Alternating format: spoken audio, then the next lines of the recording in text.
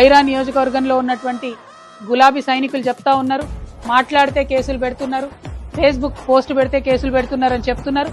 ఇక్కడ ఉండేటటువంటి ముగ్గురు మంత్రుల్ని కూడా నేను రిక్వెస్ట్ చేస్తా ఉన్నా, మీరు ప్రజలకు ఇచ్చినటువంటి హామీలు నెరవేర్చండి, మీరు విద్యార్థులకు ఇచ్చినటువంటి హామీలు నెరవేర్చండి, మహిళలకు 2500 రూపాయలు ఇస్తామన్నారు ఆ హామీ నెరవేర్చండి, రైతు బంధు పెంచుతామన్నారు ఆ హామీ నెరవేర్చండి, పెన్షన్ 4000 చేస్తామన్నారు ఆ హామీ నెరవేర్చండి. హామీలన్నీ పక్కకు పెట్టారు. ఖమ్మం జిల్లా అభివృద్ధిని పక్కకు పెట్టిండ్రు.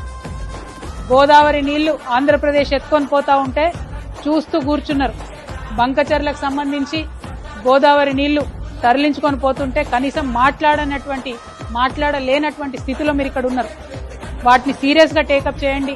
బంకచర్ల నుంచి గోదావరి నీళ్లు తీసుకొని పోతే తరతరాల మన తెలంగాణ ప్రజలు ఇబ్బంది పడేటటువంటి ఆస్కారం ఉంటుంది. వాటి మీద దృష్టి పెట్టండి.